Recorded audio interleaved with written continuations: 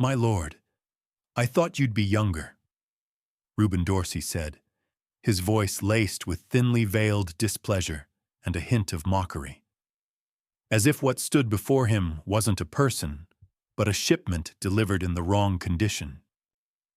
Clara faltered, not because of his words, but because of the way he looked at her. His eyes swept from the silver strands that had slipped from beneath her hat to the frayed hem of her worn dress, and finally settled on the cracked heels of her shoes, as if each detail testified to a disappointment too deep to reverse. "You never asked my age," she replied, voice steady as a lake untouched by wind. "No need." Reuben shrugged. "The newspaper photo made you look different.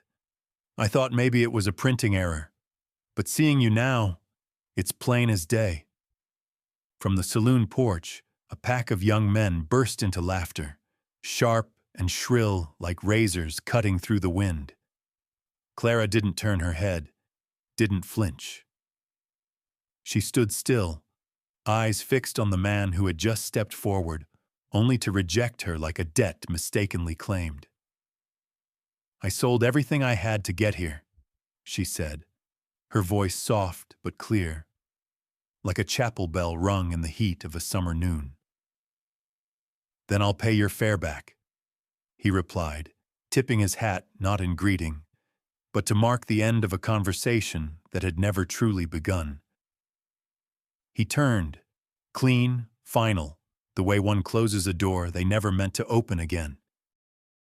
Hollow Creek, winter 1884.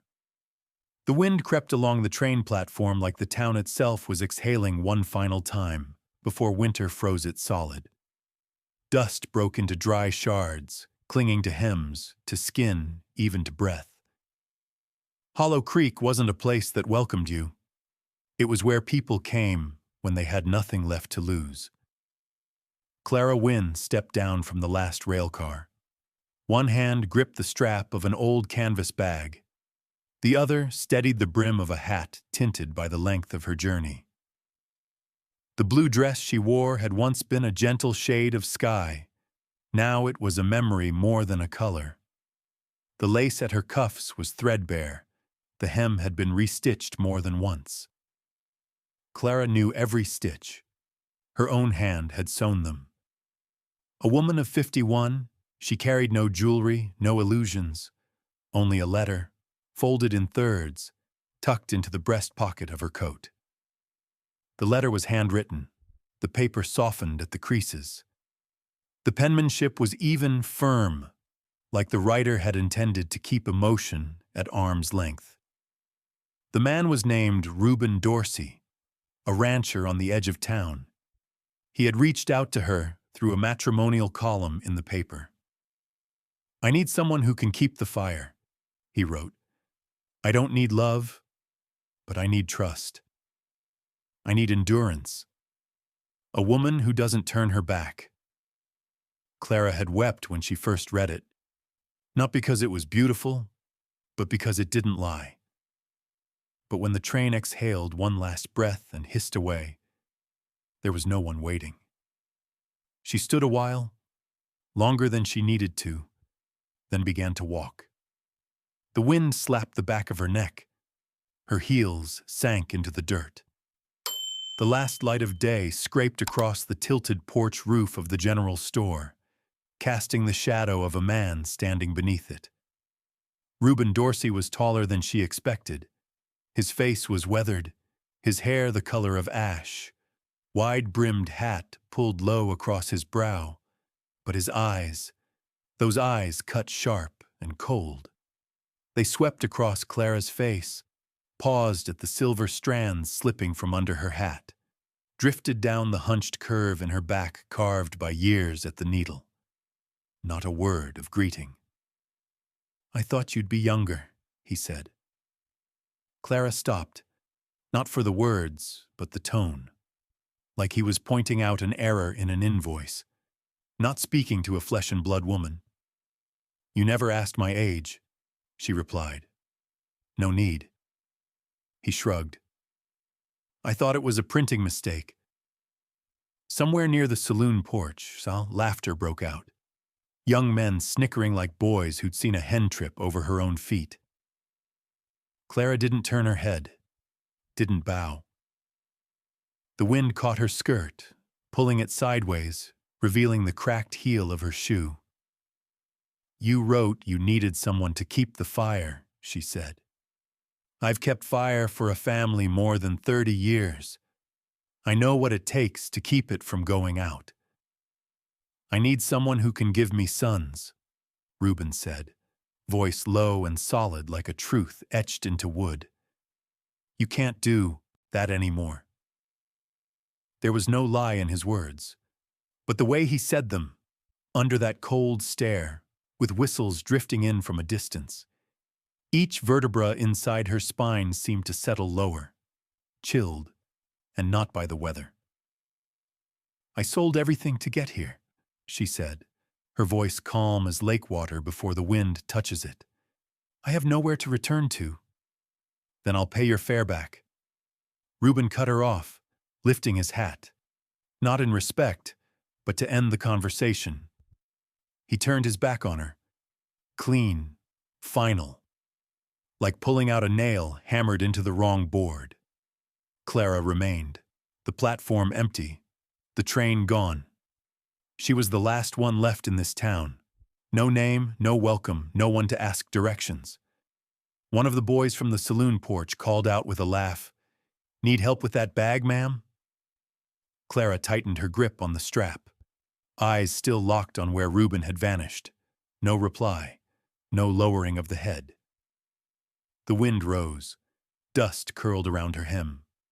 She turned and walked, each step weighted as if she were dragging a whole life behind her. Behind her, the laughter faded. Ahead lay a town that didn't want her. But Clara moved forward, not out of hope, because staying still would mean unraveling. "I have nowhere to return to," she said. Not to anyone, just out loud, so the wind could carry it. No one heard her, but she said it anyway. Clara left the edge of town as the sky began to turn. The clouds hung heavy like coarse cloth, curling along the horizon, pushing the last of the light down to scrape the earth. The air held the scent of cold soil and whetstone, like the wind was brushing through every blade of grass, searching for a place to pour itself out. The dust-cloaked boots on Clara's feet grew heavier with each step. Her skirt tugged backward in sudden gusts, but she kept walking, shoulders square, eyes fixed on the woods ahead, where the dirt path disappeared into the thickening valley dusk. The sound of hooves rose from the road, each beat striking the hardened earth like a knock on a long-forgotten door. A lone figure appeared near the row of cottonwoods, a swinging lantern tied to his saddle casting a soft flicker over damp ground. "Where you headed this time of day?" A man's voice, low and even, came from beneath the brim of a wide hat. Clara didn't move. One hand clutched the strap of her bag, the other tightened her coat. "Looking for shelter." The man straightened in the saddle, his eyes glinting in the lantern glow. "Name's Elias Hart. There's a cabin south of here. Wind don't get through the walls. Got fire, coffee, a wooden chair good for leaning into." Clara glanced at the sky where the clouds were steeping darker, thick ink spreading across wet parchment. She nodded. Elias guided his horse closer and leaned out a hand. Clara stepped forward and placed her hand in his. His skin was coarse, darkened by sun and time, steady as old bark. She climbed up behind him, hands gripping the saddle edge, her gaze fixed on the road unspooling beneath the lantern's sway. The cabin emerged among tall trees, low roof, wood darkened by rain. The door was braced with a thick beam. Elias dismounted, unlocked the latch, and pushed the door inward. Firelight spilled from the hearth, golden and flickering, dancing over the walls like scars healed long ago. Clara stepped across the threshold. The air inside held still, as if the house itself were listening to the wind outside. The stove sat in the left corner, flames burning steady. A long table stood near the window, with 2 chairs lined side by side. Books were neatly stacked on a shelf. An axe leaned near the door. Elias hung the lantern on a hook, then fetched a folded brown wool blanket from the shelf and laid it across the chair. "Wrap up if you're cold," he said. Clara sat near the fire. Heat seeped through her coat, into her back, her neck, softening joints stiff from the wind. Elias poured coffee from an iron kettle on the stove. Its smell was strong, a bit burnt, mingled with the scent of split wood and warm ash. "I've got vegetable stew with potatoes. 5 minutes to reheat," he said, not waiting for a reply. Clara removed her hat and set it beside her bag. A strand of hair clung to her brow. Her hands rubbed her thighs gently, coaxing sensation back into her fingers. She didn't ask questions, didn't scan the room. Her eyes stayed fixed on the far wall, where firelight brushed across tangled wood grain. Supper was served in 2 clay bowls, steaming. Elias placed one before her and sat across the table. They ate slowly. The carrots were sweet, the potatoes tender, the broth seasoned just enough. Clara chewed carefully, as though each bite held something she hadn't yet named. No words passed between them as they ate. Only the clink of spoons, the quiet pop of burning logs. It had been a long time since supper had a shape she recognized. Elias lifted his coffee, drank a slow sip, then set the cup down without taking his eyes off the fire. "I used to be a blacksmith, later built stables. My wife died winter of '49, 3 days after she started coughing blood." Clara held her spoon halfway to her mouth. Her gaze didn't shift from the flames, but she lowered her hand back into the bowl. "My son died before he turned 3. A deep winter. The storm sealed every way out of camp." Elias nodded once, slow, heavy. They asked nothing further. No one needed more detail. They both knew how much silence loss could carry. After a while, Elias said, "I don't usually have strangers in my house, but today, stranger knocked at just the right time." Clara rotated the cup in her hands, slow. "I don't think I knocked. I just stood there." "That's enough," he said. They washed the dishes together without plan. Elias stoked the fire. Clara dried the bowls and returned them to the shelf. Every motion felt practiced, as if they'd been doing this far longer than one night. He set a pillow on the chair beside the hearth, handed her the blanket. She sat down, draped it over her shoulders, eyes fixed on the flickering flame. "You're not broken," Elias said, voice low and calm, like earth speaking to wind. "You've just learned how to live in the sound of things cracking." Clara said nothing, but her eyelids fluttered slower. Her shoulders eased, and the fire, in that quiet moment, burned a little brighter. The rain hadn't let up. It fell as if the sky were peeling back old layers of bitterness, one by one. It drummed steady on the wooden roof, broken now and then by the snap of a limb straining under the wind. The fire in the stove burned low, casting a weak red shimmer across the cracked timber walls. Clara sat in her chair, wrapped in the wool blanket, back resting lightly against the worn wooden rail. Her eyes were half closed, not sleeping, just listening. The cabin was too still, and the world beyond it, too wild. Elias sat at the table, a tin cup of dark coffee in hand. His gaze was fixed on the far wall, not on anything in particular, but not drifting either. Beside him lay a pistol, angled just so, within reach. The knock came. 3 taps. Even, unhurried, neither of them spoke. They just looked at each other. Clara rose from her chair, feet meeting the cold floorboards, shoulders squared beneath the blanket. Elias stood as well, grasping the pistol, and moved toward the door. Another knock. Quicker this time. The rain hadn't eased. Elias laid a hand on the latch and cracked the door. Wind shoved rain through the gap, cold air slicing into the cabin's warm hush. A man stood there. His coat clung to him like a second skin. His wide-brimmed hat dripped rainwater along his jaw. His face was long, the bridge of his nose pronounced, lips gone pale from the cold. A scar stretched across his left cheek, stopping at the edge of his mouth. "Name's Silas Boone," he said. His voice was deep but clear. "Horse broke a leg about a mile back. I walked the rest. Saw your light. Just need a dry spot till morning." Elias studied him, said nothing. His eyes moved fast over the stranger's shoulders, down to his belt, past the mud-caked pant legs to the man's right hand, which hovered close to his hip. "You carrying?" Elias asked. "Yeah." Boone nodded. "Still strapped to the saddle? I came empty-handed." Elias opened the door a bit wider. "There's coffee, wooden floor, no bed." Boone stepped in, water trailing behind him. Clara backed a step, her eyes never leaving him.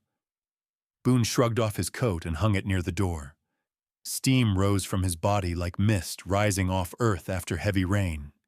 His eyes landed on Clara. Not surprised, not evasive. He looked at her like he was trying to recall a face he'd once seen in another season. "You live here?" Boone asked. Clara said nothing. She stood near the stove, hand resting on the edge of a chair, fingers lightly gripping the blanket's seam. Her eyes tracked every subtle motion. "She's here a few nights," Elias said. "Don't ask more." Boone nodded, sat in the chair closest to the door. He rubbed his hands together, the sound of dry skin against cloth scraping through the quiet. The cabin fell into a hush. Outside, the rain persisted, but inside came a different kind of silence. One born of 3 people, 3 distances, and a trust pulled tight. Elias didn't look away from Boone. He added more wood to the fire, then returned to the table, hand still near the pistol. Boone leaned into the warmth. Clara moved to the back shelf and sank into a low chair tucked into the corner. Dim light left her in shadow. Her eyes followed Boone, steady, and when he glanced her way, she didn't flinch. It was as if she was weighing every blink for what it might hide. "How'd the horse go down?" Elias asked, voice even. "Slipped on the slope near the creek. Ground was soft from the rain," Boone replied. Elias nodded once. "Didn't hear the horse? Rain's loud, but not loud enough to bury everything." Boone gave a small smile. "Maybe you weren't listening close enough." Clara rose, not quickly, not with sound. She stepped to the drawer near the door and pulled out a revolver. Her grip was steady, the motion practiced. Elias glanced sideways. Boone looked too, still smiling. "You always carry a gun?" Boone asked. Clara answered by placing it on the table in front of her. Her finger brushed the trigger. The lantern caught the metal, cast a gleam across the polished grip. "She minds the place when I'm out," Elias said, eyes still locked on Boone. "She knows how to shoot." Boone nodded again, turned back toward the fire. But Clara saw his hand tighten around the edge of the chair. His shoulders tensed, barely. But in this room, silence caught everything. The night dragged slow. Wind clawed at the walls, howling in long, thin notes. The coals settled in a spiral. Boone lay stretched near the door, eyes closed but not sunk in rest. Elias dozed upright in his chair, pistol within arm's reach. Clara sat near the stove, arms wrapped around her knees, eyes wide open. No one trusted sleep. They were just waiting to see which moment would tip. Close to midnight, Boone stirred. No sound, but Clara saw him reach for the coat by the door. His fingers lifted the flap. She didn't call Elias, didn't move too fast. Her hand slid to her side and found the pistol. Boone turned his head. Their eyes met. Clara lifted her chin. Her gaze didn't waver. Boone rose, took one slow step toward Elias. His hand disappeared into his coat pocket. The fabric rustled. Clara raised the revolver, barrel leveled at his back. "Don't move." Boone froze. "Gun's in your right pocket," Elias said, voice rough but sharp. Clara stepped forward, measured. "Take it out, 2 fingers only." Boone pulled the pistol free and held it up. Elias stood, took the weapon from behind. He said nothing, just stepped back to the table and set both guns down, then looked Boone in the eye. "What were you planning?" Elias asked. Boone glanced at Clara, then back to Elias. "Nothing. I'm used to being cautious." Clara lowered her gun, but didn't let go. "Out here, folks live by quiet, not by probing at what ain't yours." Boone sat back against the wall, eyes closing like someone used to distrust. But Clara knew no one slept that night. Not because of the rain, not because of the wind, but because one man had come inside. And that was all it took to shake the roof, even while the fire still burned. Dawn didn't arrive with light. It came with the quiet retreat of darkness, bit by bit, pocket by pocket, as the last embers in the stove cooled into a thick bed of ash. The rain had stopped hours ago. What lingered now was the scent of waterlogged grass, charred wood, and clothes that had never quite dried. Clara sat at the kitchen table, hands wrapped around a tin mug of freshly poured coffee. The heat radiated outward, melting a thin shell of chill still clinging to her chest. Her gaze was fixed on the window, where the day's first light seeped through the frosted pane, laying itself across the floorboards and the fingers gripping her cup. Elias sat across from her. He hadn't spoken since waking, but the silence between them was never strained. They'd woken at the same time, as if the tension of the night before had tuned their inner clocks to the same hour. Silas Boone had gone. He'd left no thank you, no threat, just walked off in measured steps, muddy footprints tracking across the porch before vanishing toward the woods. Elias had stood at the doorway for a long moment, pistol lowered but eyes unblinking.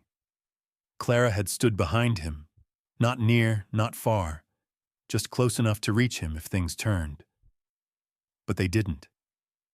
And so, the morning was a quiet one. Elias reached over and refilled Clara's cup.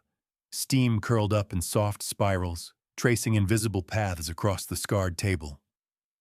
"Last night," he said, his voice still holding the rasp of sleep, "your hand didn't shake."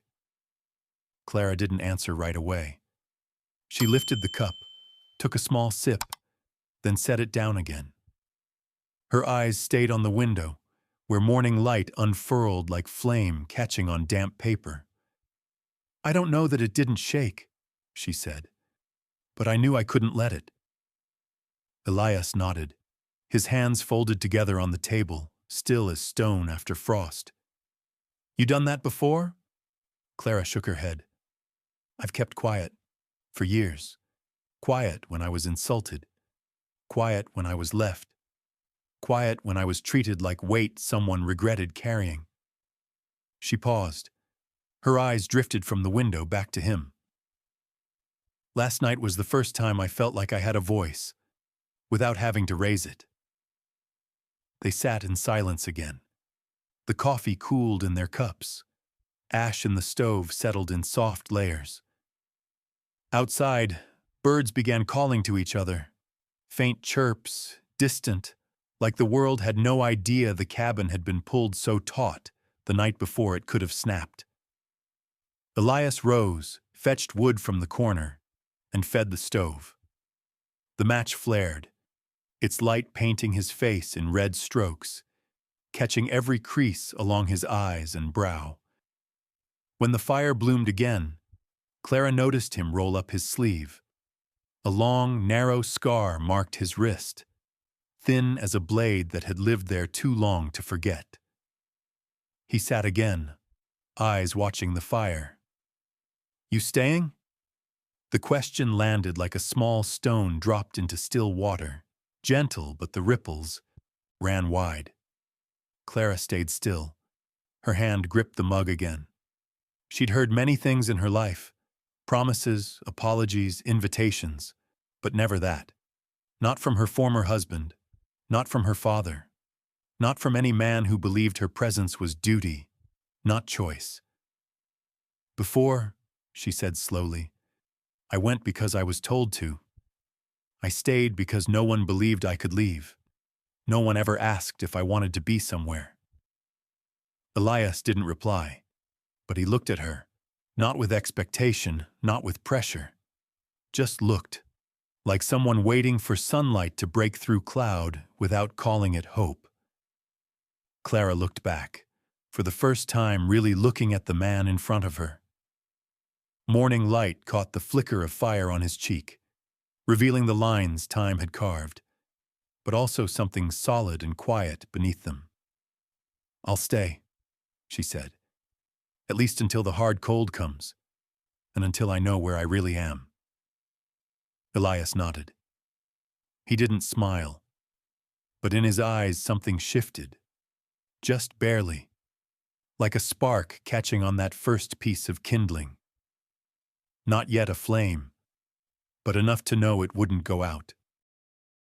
Rumor drifted into Hollow Creek, the way smoke curls through the cracks of a kitchen wall.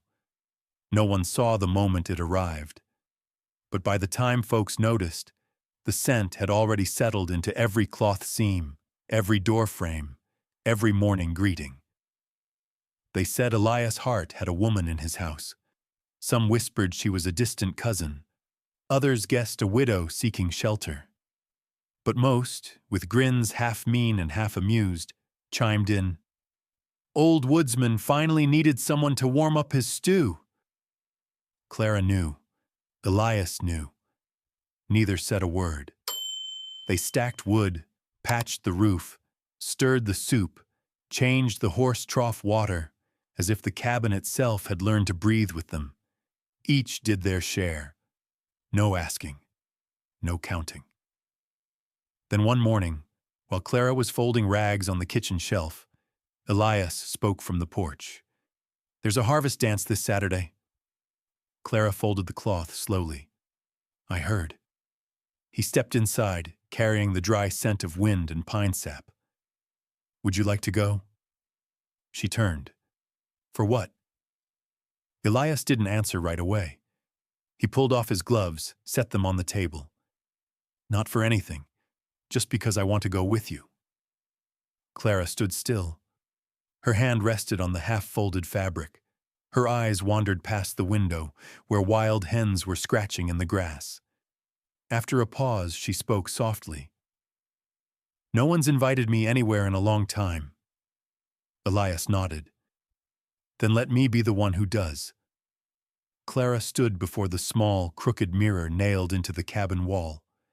She wore an old blue dress, one she'd altered herself, shortened the bodice, stitched coarse lace along the front seams, embroidered a few pale purple foxgloves at the cuffs. The sewing wasn't perfect, just straight enough to be called neat, just soft enough to carry time's fingerprints. She turned to Elias.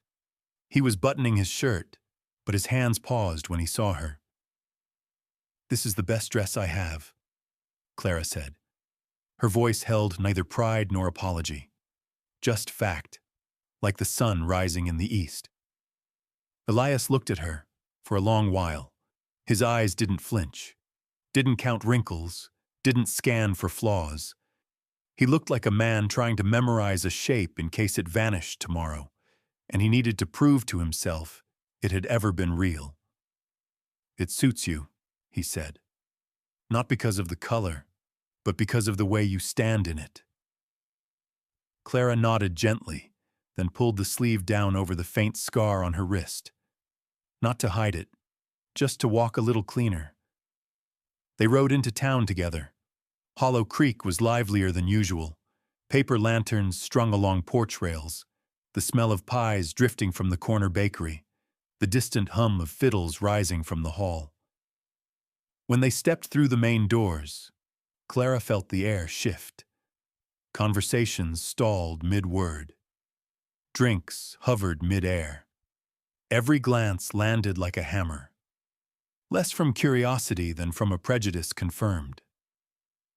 A woman near the entrance lost her place in her sentence. A man in a chair lifted halfway, looking over his shoulder.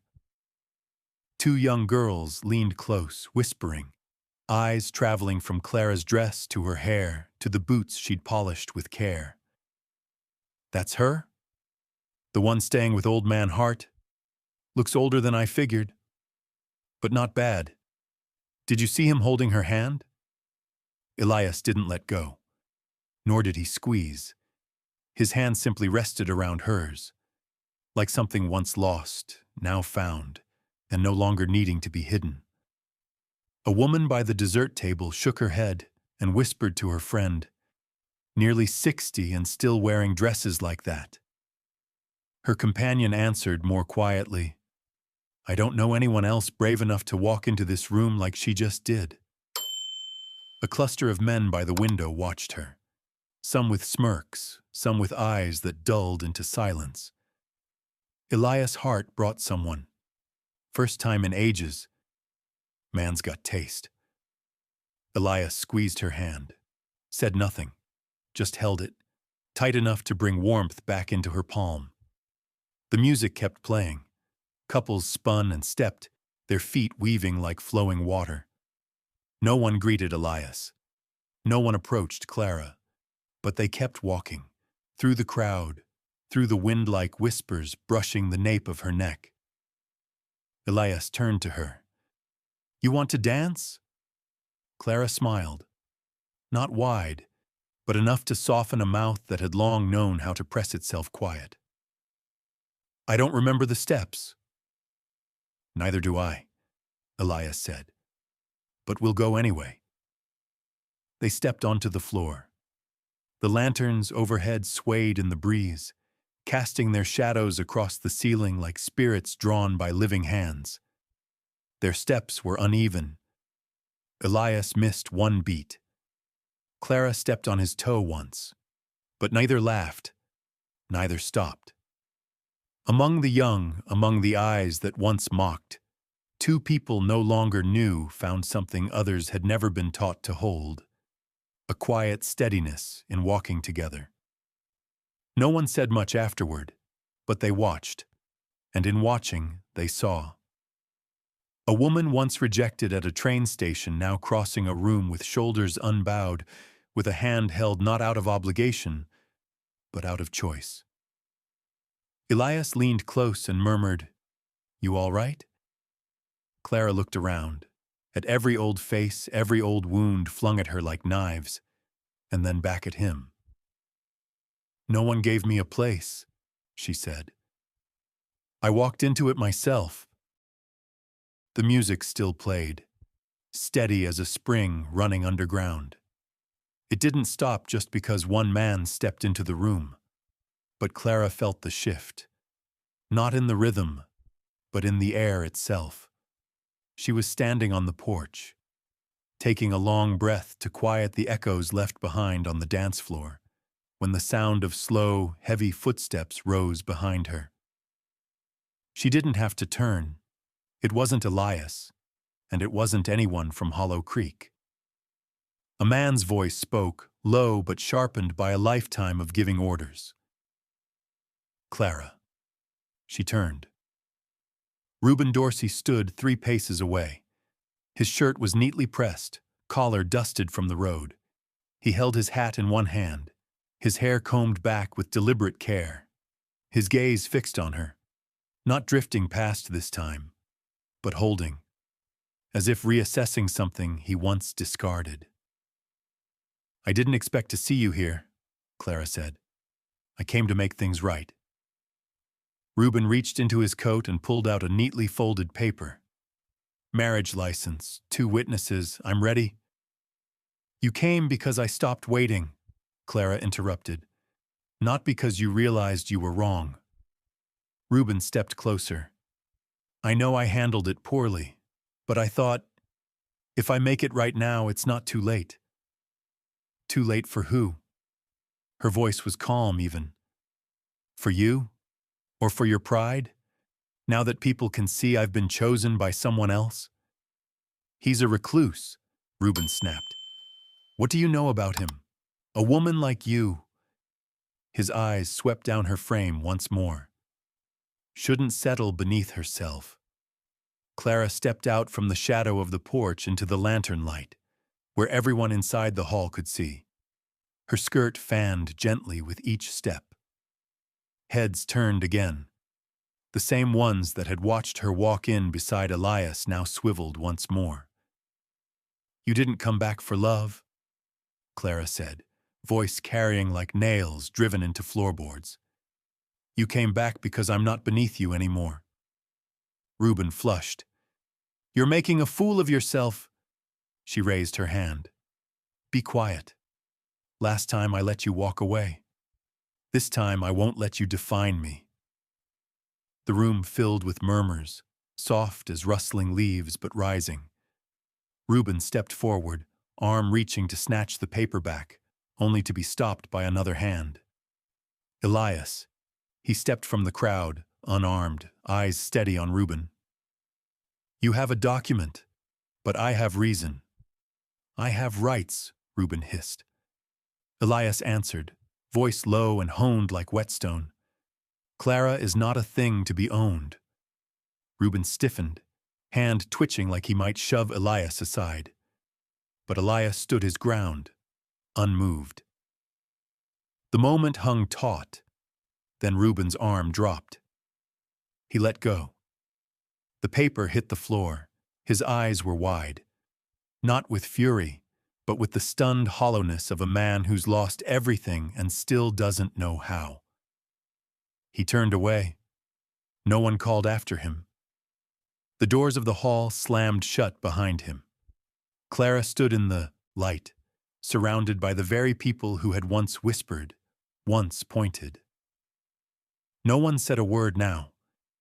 She bent, picked up the paper, folded it neatly, and held it out to Elias.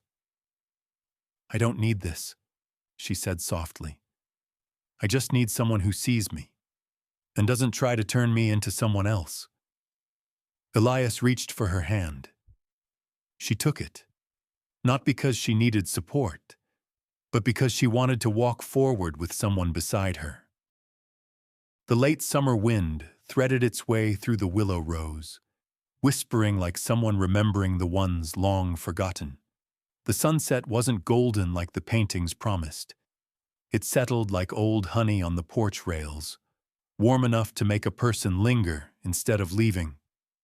Clara sat on the wooden steps, one hand resting lightly on a cup of tea gone cold. No one told her to sit there. No one held her in place. But the wind here didn't push her away. The earth here didn't ask where she'd come from. And Elias, the man quietly mending a bridle near the barn door, didn't care who she used to be. He looked at her like today was the only thing that counted. A dark feathered hen pecked gently near Clara's heel, then flapped up to perch on the porch rail. She didn't shoo it, didn't smile, just kept her eyes fixed on the field, where the light was retreating like a guest who'd stayed too long. Elias climbed the steps, wiping his hands on a threadbare gray cloth. He didn't speak at first.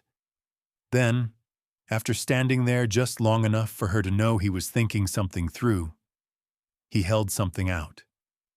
A handkerchief. Clara took it. The fabric was finer than anything she'd touched in years. White thread stitched a careful border, each loop and line written like a letter from a hand that had once trembled. It didn't bear his name. Not Mrs. Hart, it read Clara Wynn, that was all. She stared at the 3 words, as if seeing herself for the first time in a mirror after years of looking past it. Not to change your name, Elias said, eyes not meeting hers. Just to let you keep it, if you choose to stay. Not as my wife, just here. Clara folded the handkerchief and placed it gently over her chest, where her heart no longer curled from shame or regret or the habit of asking permission to exist. This is the first time, she said. A man hasn't tried to call me by his own name. Elias didn't smile, but his hand brushed the wooden rail beside her, as if he too was holding on to something that didn't yet have a name. The wind brought the scent of dry grass. In the distance, a watermill creaked in rhythm, the kind of sound no one notices in the noise of living, but when shared with someone sitting beside you, it becomes the backdrop for a kind of silence that doesn't need to be resolved. Clara turned to him. I used to think my name lost its worth. After Reuben. After all those years, I lived quietly enough for the world to forget. Worth doesn't come from being called, Elias answered, but from how you stand when no one calls. Clara nodded. She'd once thought a proposal would be the ending, the way stories did it. But this was different. This invitation, not to marriage, but to existence beside someone, no renaming, no erasing, felt more real, deeper, something you didn't need to hide inside a velvet box. Elias stood. I left the fire going, if you want to stay out a little, longer. But if you need to go, I won't hold you. Clara didn't answer. She only looked down at the handkerchief, those 3 stitched letters pressed against her chest. Not decoration, but proof that, for the first time in her life, she was called by the name she wanted to keep. Elias wasn't a man who said much, but that evening, he returned to the steps where Clara still sat, now wrapped in a dark wool sweater she'd found in an old chest. He handed her a warm cup of tea and sat beside her, letting the steam from their cups fog his spectacles just a little. When I was young, Elias said, almost to himself, I thought a name was just something you carried so folks wouldn't mix you up with someone else. Now I'm old, and I see. It's what you find your way back to when everything else has worn thin. Clara didn't speak right away. The handkerchief still lay folded in her lap. Those 3 words, plain, unadorned, held more weight than any wedding ring she'd ever longed for. I used to think, Clara said slowly, that if someone good enough came along, they'd give me a name, give me a place. But life taught me. Sometimes it's not until you no longer need those things that you're ready to choose them. Elias turned toward her. And what do you choose, Clara Wynn?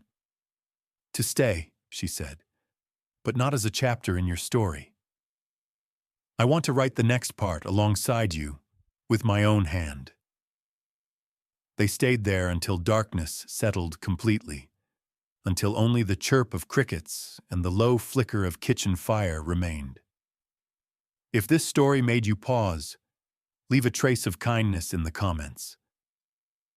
Hit like to let us know you still believe in quiet, steadfast love.